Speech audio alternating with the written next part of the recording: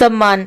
शालू ने अपने पापा रमेश जी से कहा कि पापा, मैं तो आपकी रिटायरमेंट पर कान के झुमके, गले का सेट और 4 कंगन बनवाऊंगी, क्योंकि आपकी इकलौती बेटी हूँ। इतना तो बनता ही है। अरे हाँ हाँ ठीक है, जो लाना है वो ले आना। और हाँ, कल तुम शॉपिंग करने जाओगी तो मेरे स्टाफ वालों को देने के लिए 1000 रुपए तक की रेंज में कुछ अच्छे से गिफ्ट भी ले आना। ये क्या बोल रहे हो पापा आप? 1000 रुपए तक का गिफ्ट? 25 लोगों का स्टाफ है आपका, और 25 लोगों के 25,000 रुपए हो जाएंगे। क्या ज़रूरत है पापा इतने महंगे गिफ्ट देने की? तभी रमेश जी ने कहा, बेटा, इतने साल उन लोगों के साथ काम किया है तो इतना तो बनता ही है। नहीं पापा, फालतू के लोगों पर इतने पैसे नहीं लुटाते। अगर आपके पास इतने ही पैसे हैं तो फिर मेरे बच्चों के ही नाम कर दो। पैसे भी बेटियों को तो मिलता ही क्या है, सब कुछ तो बेटे और बहू के लिए ही करते हो। शालू हंसते हुए अपनी भाभी की ओर देखते हुए बोली।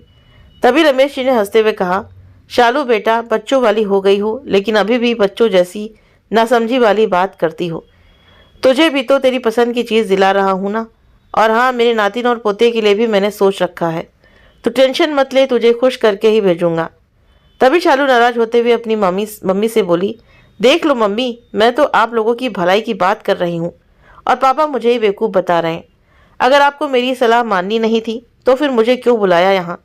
तभी शालू की मम्मी सुमित्रा जी ने अपने पति रमेश जी से कहा, आप भी ना, नाराज कर दिया ना शालू को।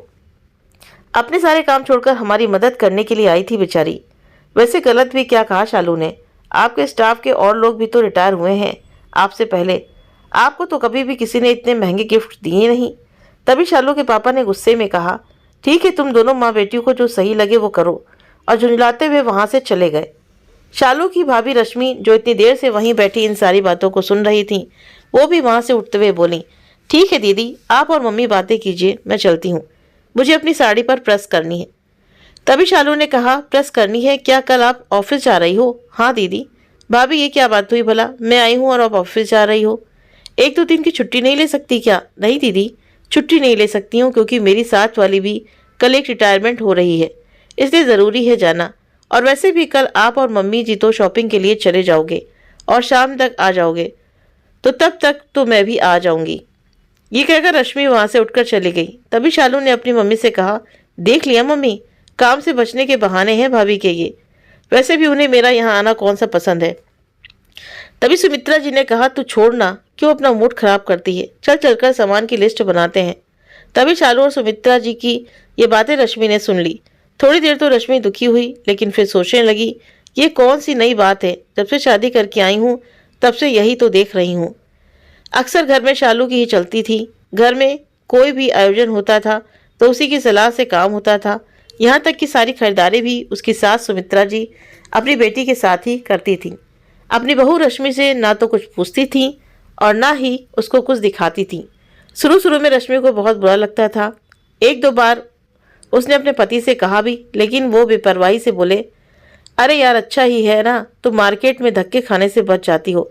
तभी रश्मि ने भी यही मान लिया कि ये भी सही है, क्यों बिना मतलब की सलाह देनी और किस लिए बेफिजूल की जिम्मेदारियां के बीच में आना।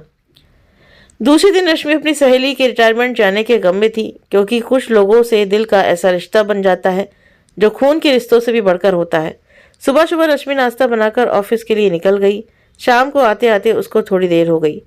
आते उसकी ननद तुनकते हुए बोली, ये क्या भाभी, आप तो कह रही थी ना कि मैं जल्दी आ जाऊंगी, आप तो जल्दी आने की बजाय और भी ज़्यादा लेट करके आई हो।